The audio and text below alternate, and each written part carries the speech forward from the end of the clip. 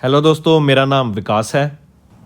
तो दोस्तों, आज की वीडियो में हम कुछ बहुत ही इंपॉर्टेंट करंट अफेयर्स डिस्कस करेंगे। टॉपिक रहेगा international affairs of September month. ये वीडियो आपके लिए काफ़ी हेल्पफुल रहेगी, तो इस वीडियो को एंड तक ज़रूर देखिएगा। अगर आपने हमारे चैनल को सब्सक्राइब नहीं किया है तो जल्दी से जाके इसको सब्सक्राइब कर दे और हमारी वीडियो को लाइक कर दे। तो आइए फ्रेंड्स, अपना सेशन स्टार्ट करते हैं, लेकिन उससे पहले आप सभी के लिए कुछ इंपॉर्टेंट इन्फॉर्मेशन। सो स्टूडेंट्स, हमारी एक एप्लीकेशन है कैरियर्स क्लाउड के नाम से, जो कि आप जाके प्ले स्टोर से डाउनलोड कर सकते हैं। फिलहाल ये एप्लीकेशन सिर्फ एंड्रॉयड यूजर्स के लिए अवेलेबल है, तो जल्दी से जाके उसको डाउनलोड करें एंड ओपन करिए। आपको एक पेज दिखेगा यहाँ पर ऐसा, जिसमें आपको लॉग इन करना पड़ेगा अपनी जीमेल आईडी के साथ। Once you have logged in, आपको ऑप्शन मिलेगा, आप माय कोर्सेज में अवेलेबल कोर्सेज में जाके यहाँ पे टिक करिए, तो आपको करंट अफेयर सेक्शन का कोर्स का मिल जाएगा, जहां पे आप जाके कोर्स को चेकआउट कर सकते हैं, परचेज कर सकते हैं। दो ऑप्शन मिलेंगे आपको, एक तो 1 ईयर प्लान एंड एक 2 ईयर प्लान। दोनों प्लान आप अपने अकॉर्डिंग, अपनी नीड के अकॉर्डिंग वहां पे जाके अवेल कर सकते हैं। हम आपको ऐसा क्या देते हैं कि हम आपको करंट अफेयर्स जो भी प्रोवाइड किया जाएगा, आप अफेयर क्लाउड से ही पढ़े। हम ऐसा क्या देते हैं आपको? हम आपको डेली करंट अफेयर्स प्रोवाइड करते हैं। ये समझिए, पीडीएफ मिलेगी आपको daily, both Hindi as well as an English, दोनों लैंग्वेजेस में आपको करंट अफेयर्स की पीडीएफ प्रोवाइड की जाएगी। इसके साथ साथ आपको याद रखना है कि डेली हम आपका करंट अफेयर्स का क्विज भी लेते हैं एप्लीकेशन पे, जो कि बहुत ज्यादा रिवीजन के लिए हेल्पफुल रहेगा। आपको डेली क्विज मिलेगा 10 से 15 क्वेश्चन, 20 क्वेश्चन का, जिससे आप प्रैक्टिस कर सके। आपने जो आज हमारी वीडियो से देखा, या आप अपने वीडियो जो हमने आपको पीडीएफ प्रोवाइड की उससे देखा, आपकी रिवीजन कितनी अच्छी होगी क्विज से। सिमिलरली हम आपको वीकली बेसिस पे भी यही करते हैं कि उस पूरे वीक की हम आपको हिंदी में एज वेल एज इंग्लिश में पीडीएफ प्रोवाइड करेंगे करंट अफेयर्स की, जो आपके रिवीजन के लिए, आपके नोट्स के लिए बहुत ज्यादा हेल्पफुल रहेगी। एंड सेम हम आपको करते हैं मंथ में। तो मतलब देखिए, हम आपको डेली सेम चीज पढ़ाएंगे, वीक में वो चीज पढ़ाएंगे, एंड मंथ में आपको फिर से वो चीज पढ़ाएंगे। तो आपकी कम से कम 3 बार तो नोट से रिवीजन हो गई, और जो क्विजेस होगी, जो आप वीडियोस देखोगे वो अलग। तो आप एक ही मटेरियल को कम से कम 6-7 बार पढ़ेंगे, तो आपकी कितनी अच्छी प्रिपरेशन होने वाली है, आपको अंदाजा भी नहीं है। फिर इसके अलावा आते हैं जो सबसे इंपॉर्टेंट रहने वाला है, वो है टॉपिक वाइज करंट अफेयर्स हम आपको कराते हैं। हम आप वीडियो से आप रिवाइज कर सकते हैं, एंड फिर आपको नोट्स मिल जाएंगे पीडीएफ से। सिमिलरली हिंदी एंड इंग्लिश में दोनों में पीडीएफ प्रोवाइड की जाती हैं। अब टॉपिक क्या क्या होते हैं, जैसे एप्स एंड वेब पोर्टल से रिलेटेड कोई नई ऐप लॉन्च की गई, इंपॉर्टेंट डेज उस महीने के कौन कौन से इंपॉर्टेंट डेज रहे, किसी ने कोई नई बुक लिखी, उनके ऑथर, ऑब्यूटरी से रिलेटेड किसी महान व्यक्ति की मृत्यु हो गई रिसेंटली, फेमस पर्सनैलिटी की। फिर स्पोर्ट्स से रिलेटेड, जैसे नीरज चोपड़ा ने अभी जेवलिन थ्रो में गोल्ड मेडल जीता इंडिया के लिए टॉप कोई ओलंपिक गेम्स में, तो ये सारी related information. Science and technology से रिलेटेड, नेशनल अफेयर से रिलेटेड, इंटरनेशनल अफेयर से रिलेटेड, तो ये सभी टॉपिक वाइज हम आपको पीडीएफ प्रोवाइड करेंगे अपने कोर्स में। तो जरूर से इस कोर्स को चेक करना। इसके साथ साथ बैंकिंग से रिलेटेड भी हम आपको क्वेश्चंस की पीडीएफ प्रोवाइड करते हैं, जो कि एग्जाम्स में पूछे जाते हैं। तो ओवरऑल देखा जाए तो ये आपके लिए एक बहुत अच्छी अपॉर्चुनिटी है, जो आपको ग्रैब करनी चाहिए। And I strongly recommend you कि अगर आप एस्पिरेंट हैं, तो मैं आपको स्ट्रांगली रिकमेंड करता हूं कि हमारी वेबसाइट एंड एप्लीकेशन को जरूर चेक करें। एंड हमारी जो एप्लीकेशन में जो क्विज का सेक्शन है, उसको तो आप डेफिनेटली चेक करें, क्योंकि ये आपके लिए रिवीजन पर्पसेस के लिए बहुत ज्यादा हेल्पफुल रहने वाला है।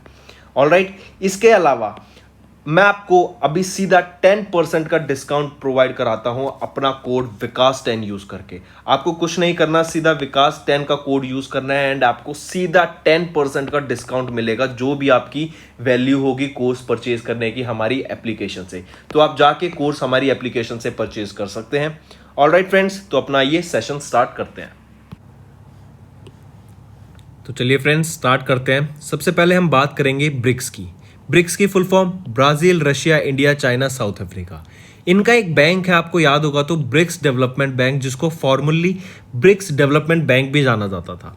ठीक है, ब्रिक्स डेवलपमेंट बैंक कब बना था, आपको अगर याद हो तो आपको याद रखना है, ब्रिक्स डेवलपमेंट बैंक की शुरुआत जो हुई थी 2015 में हुई थी। हेडक्वार्टर शंघाई, चाइना में है। ब्रिक्स डेवलपमेंट बैंक कह लीजिए, या फिर अब न्यू डेवलपमेंट बैंक 2015 में बना। हेडक्वार्टर्स क्या रहा है उसका? Shanghai, China. ठीक है, पहली चीज ये। अगर अब मैं आपसे पूछूं कौन सी 3 कंट्रीज को अभी न्यू डेवलपमेंट बैंक ने ऐड किया है अपनी लिस्ट में, वो है United Arab Emirates, Bangladesh and Uruguay. तीनों कंट्री का नाम याद रखना, काफी इंपॉर्टेंट रहेगा। ठीक है, तो अगर डाटा देखें न्यू डेवलपमेंट बैंक, जिसको हम पहले ब्रिक्स डेवलपमेंट बैंक के नाम से भी जानते थे, और ब्रिक्स की फुल फॉर्म अभी हम देख ही चुके, Brazil, Russia, India, China, south Africa, इन्होंने एडमिट किया कि हमने उरुग्वे, यूनाइटेड अरब एमिरेट्स और बांग्लादेश को अपना first batch of new members of NDB की तरफ में ज्वाइन कराए। ठीक है, ये तो चीज़ पहले इसकी खत्म हो गई। अगर अब हम बात करें न्यू डेवलपमेंट बैंक की, इसने ऑथराइज किया है 100 बिलियन यूएस डॉलर का कैपिटल जो वेरियस प्रोजेक्ट्स में लगाएंगे। ये जो प्रोजेक्ट्स जैसे क्या हो सकते हैं, इन्होंने अभी जो recently 30 billion dollars transport, water sanitisation, digital infrastructure, clean energy, social infrastructure, urban development, इन सब में इन्होंने इन्वेस्टमेंट करी। और 2021 की चेयरमैनशिप ब्रिक्स की किसके पास रहेगी, किस कंट्री के पास, इंडिया के पास। तो ये तो हो गया ब्रिक्स से रिलेटेड क्वेश्चंस। नेक्स्ट हम बात करेंगे, अभी एक टॉक्सिक लेडेड पेट्रोल को खत्म कर दिया है यूज में ऑल ओवर द वर्ल्ड। वो लास्ट कौन सी कंट्री थी जिसने इसको बैन करा अभी रिसेंटली, वो थी अल्जीरिया। आपसे यही क्वेश्चन पूछा जाएगा।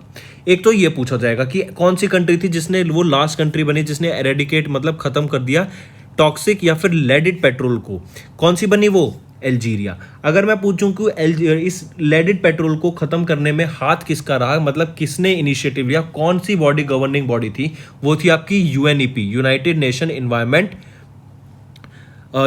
नेशन प्रोग्राम ऑन एनवायरनमेंट, या फिर यूनाइटेड नेशन एनवायरनमेंट प्रोग्राम कह सकते हैं आप इसको। ठीक है, इन्होंने इसको खत्म करने में जो इनिशिएटिव लिया वो लिया, क्योंकि ये क्या है, काफी ज्यादा एनवायरनमेंट को हार्म करता है ये टॉक्सिक लेडेड पेट्रोल। चलो ये हो गया। फिर अगर हम इससे रिलेटेड बात देखें तो टॉक्सिक फ्यूल ये आपका एयर, सॉइल, वाटर को इसने काफ़ी टाइम तक ख़त्म किया, मतलब हार्म किया इन्वायरमेंट को। फिर यूएस, यूके और कनाडा, इनने तो इस फ्यूल को 1980 में ही बंद कर दिया था। तो मेन चीज़ ध्यान में रखने की कि टॉक्सिक लेडेड पेट्रोल था। अल्जीरिया वो लास्ट कंट्री बनी जिसने इसको बैन किया, एंड ये अभी पूरी दुनिया से खत्म हो चुका है इसका यूज। एंड जो गवर्निंग बॉडी थी जिसने इसको खत्म करने में हेल्प किया है, जो इनिशिएटिव स्टार्ट किया, वो थी यूएनईपी। नेक्स्ट हम बात करेंगे वर्ल्ड के largest and tallest observation wheel कहाँ पे इस्टेब्लिश किया गया, दुबई में। आप जानते हैं दुबई में सब बड़ा होता है, वहाँ पे जो बिल्डिंग बनाई जाती है, रिकॉर्ड बनाया जाता है कि इस साल ये बड़ी बिल्डिंग, अगले साल कोई दूसरी बड़ी बिल्डिंग आएगी। तो मतलब आप ये समझिए रिकॉर्ड ब्रेकिंग, अगर वर्ल्ड की टॉलेस्ट बिल्डिंग भी आ जाए तो वहीं पर। टॉलेस्ट बिल्डिंग का नाम बता दो, अगर मैंने इतने हिंट दे दी तो आपको जल्दी से नीचे कमेंट करके वर्ल्ड की टॉलेस्ट बिल्डिंग का नाम बताओ। वो भी दुबई में है क्या, या कहीं और है, जल्दी बताओ, इतना हिंट दे चुका हूँ मैं आपको। तो वर्ल्ड का largest and tallest observation wheel का क्या नाम रहा, एन दुबई। ठीक है, कहाँ पे अगर लोकेशन पूछी जाए कि एन जो आपका वर्ल्ड का largest, tallest and observation wheel कहाँ पे खुला है, तो कंट्री आ गई यूनाइटेड अरब एमिरेट्स, और उसमें दुबई में ये खोला गया। Hyundai energy and construction and Starnet engineering के द्वारा इसकी प्राइमरी कंस्ट्रक्शन करी गई। नेक्स्ट एक चीज और, ये जो एन दुबई है ना, अगर आपको याद होगा कि जो लंदन आई है, लंदन में वो एन दुबई उससे 2 टाइम्स टॉलर है लंदन आई से, और इसकी जो हाइट पे ले जाएगा ये लोगों को, वो 250 मीटर्स तक की हाइट पे ले जाएगा for a bird eye view, आप कह सकते हैं for a beautiful view. Next हम बात करेंगे WHO के द्वारा एक हब स्टार्टअप किया गया था, मतलब एक हब सेटअप किया गया जर्मनी, बर्लिन में। इस हब का काम क्या होगा, पहले तो याद रखना ये पेंडेमिक एपिडेमिक से रिलेटेड है। तो अगर ये पेंडेमिक एपिडेमिक से रिलेटेड है तो मतलब ये क्या वर्क करेगा, रिसर्च किस चीज़ पे करेंगे बेसिकली, कि आने में फ्यूचर में अगर कोई फिर से ऐसी कोविड-19 जैसी बीमारी क्या हम ह्यूमंस पे अटैक कर सकती है, रिसर्च करेंगे कि क्या अभी कोई ऐसे और वायरसेस या बैक्टीरियाज हैं या फिर प्रोटोजोआ या वेरियस अलग जो जीव हैं, क्या वो अभी भी हैं जो रिसेंट में आने वाले 1 साल, 2 साल, 10 साल, 100 साल में ह्यूमंस को अटैक कर सकते हैं। क्योंकि हमने अभी देखा कोविड के टाइम पे बहुत ज़्यादा कम्युनिकेबल डिजीज थी कोविड-19, इसकी वजह से क्या था, पूरा लॉकडाउन लग गया, तो जो डेथ हुई वो भी लोगों की बहुत ज़्यादा हुई। तो अगर एक मैसिव स्केल पे कोई ऐसी बीमारी ना आए फ्यूचर में जिससे कोविड-19 से भी ज़्यादा खतरनाक हो, और हम उसके अगर आती भी हम उसके लिए प्रिपेयर रह सकें, उसको कैसे हैंडल करना है, उसको कैसे डील करना है, उसके लिए ये एक हब सेटअप किया गया था WHO के द्वारा जर्मनी, बर्लिन में। काफ़ी इंपॉर्टेंट, याद रखना। नेक्स्ट हम बात करेंगे, एक तो होता है ऑकस, दूसरा है आपका क्वाड। ये दोनों इंडो पैसिफिक रीजन की सिक्योरिटी के लिए बहुत इंपॉर्टेंट पार्टनरशिप रहेंगी। क्वाड पहले थी और अब रिसेंटली जो बनी है इंपॉर्टेंट लेटेस्ट रहेगी वो है ऑकस। याद रखने की चीज, ऑकस में कौन कौन सी कंट्री, क्वाड में जैसे नाम सजेस्ट करता है इसमें 4 हैं, ऑकस में 3 रहेंगी। ऑकस के नाम में खुद पूरा आ जाता है, A for Australia, UK for United kingdom and US for United states of America. तो ये इंडो पैसिफिक रीजन की सेफ्टी के लिए ये एक ट्राइलेटरल पार्टनरशिप करी गई इन 3 कंट्री के द्वारा। अगर मैं क्वाड की बात करूं तो क्वाड में कौन कौन सी countries, USA, Australia, India and Japan, ये आपकी क्वाड में रहेंगी। और ऑकस की कौन कौन रहेंगी, यूएस, यूके एंड ऑस्ट्रेलिया। चलिए नेक्स्ट हम बात करेंगे एससीओ की, शंघाई कॉरपोरेशन ऑर्गेनाइजेशन के अभी 9th परमानेंट मेंबर किनको चुना गया है या किनको अपॉइंट किया गया है, किस कंट्री को, वो है ईरान को। काफी इंपॉर्टेंट, इसको मार्क करके चलिएगा। एससीओ के 9th परमानेंट मेंबर कौन सी कंट्री बनी, ईरान को बनाया गया। ठीक है, एससीओ का गठन कब हुआ था, 2001 में हुआ था, शंघाई चाइना में हुआ था। अब इसकी अगर मैं पूछूं परमानेंट मेंबर कौन कौन से हैं, India, Kazakhstan, China, Kyrgyzstan, Pakistan, Russia, Tajikistan and Uzbekistan, ये आपके 8 परमानेंट मेंबर थे। और इसमें अब एक रिसेंट जो 9th ऐड हुआ है वो है ईरान। 3 ऑब्जर्वर मेंबर्स रहेंगे, Afghanistan, Belarus and Mongolia. Alright, ठीक है। सेम चीज यहां पे कि ईरान को 9th परमानेंट मेंबर बनाया गया एससीओ का 21st meeting of SCO council of states जो तजाकिस्तान में हुई थी उसके दौरान। नेक्स्ट हम बात करेंगे, अभी रिसेंटली हम देख रहे हैं कि इन्वायरमेंट को ध्यान में रखते हुए हम पॉल्यूशन को रिड्यूस करने का कितना ज़्यादा इफेक्ट ले रहे हैं। सब कुछ हम अपने फ्यूल्स को भी शिफ्ट कर रहे हैं रिन्यूएबल एनर्जी सोर्सेज पे, ताकि आने वाले फ्यूचर में हमारे इन्वायरमेंट पे इफेक्ट ना पड़े। तो उसी से रिलेटेड कुछ WHO ने अभी बात बताई, उनके जो डाटा आया कि जो हमारे एयर क्वालिटी गाइडलाइंस होती हैं 2005 की, उनको भी इंडिया, पाकिस्तान एंड बांग्लादेश अभी उसको फॉलो नहीं करता, क्योंकि जो उसके भी पॉल्यूशन था, अभी हाईएस्ट पॉल्यूशन इन तीनों कंट्री से रिकॉर्ड किया गया है। जो 2005 की गाइडलाइंस थी कि पॉल्यूशन को हम खत्म करेंगे, उससे भी ज़्यादा था पॉल्यूशन अभी 2005 के लेवल से। ठीक है, तो कुछ जो 6 की एयर पॉल्यूटेंट्स पे बात करने की बात की गई यहाँ पे कि इनको कंट्रोल में रखो, जैसे PM2.5 एंड PM10, ओजोन 3 को, नाइट्रोजन डाइऑक्साइड को, सल्फर डाइऑक्साइड को, कार्बन मोनोऑक्साइड को, ये है कि जो हार्म करते हैं आपको, ग्लोबल वार्मिंग को बढ़ाते हैं। ठीक है, उसको कंट्रोल में रखने की बात की गई। इनका जो डाटा आया कि इंडिया का सिनेरियो बताया गया कि दिल्ली का जो PM2.5 का डाटा था ना 2020 के लिए, वो 16.8 टाइम्स ज़्यादा था जो WHO की लेटेस्ट गाइडलाइंस है उससे। मुंबई का 8-fold था, मतलब 8 गुना। कोलकाता का 9.4 टाइम्स था, हैदराबाद का 7 टाइम्स और अहमदाबाद का 9.8 टाइम्स था। Moving on, next is Accra. What is Accra? Accra is the capital of Ghana. Accra is the capital of Ghana. So Accra has been named as the UNESCO's World Book Capital for the year 2023. Important, mark this. Year 2023, UNESCO's World Book Capital is Accra, which is the capital of Ghana. Moving on.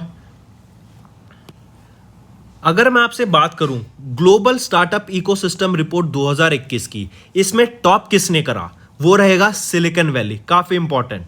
India से बेंगलोर किस rank पे रहा? 23rd rank पे रहा। और 2020 में बेंगलोर की rank थी 26, मतलब इंप्रूव हुआ।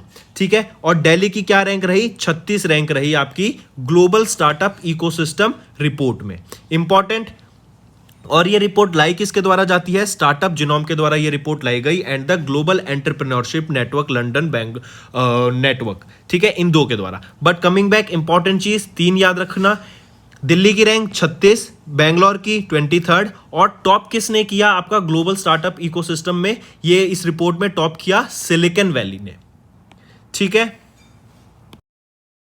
तो फ्रेंड्स ये थी हमारी वीडियो। अगर आपको आज हमारी वीडियो से कुछ ना कुछ सीखने को मिला है तो जल्दी से जाइए और हमारे चैनल को सब्सक्राइब कर दें और इस वीडियो को लाइक कर दें।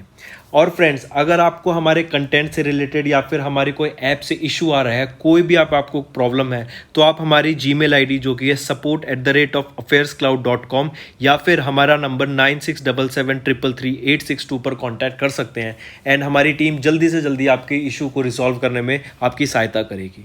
सो टेक केयर।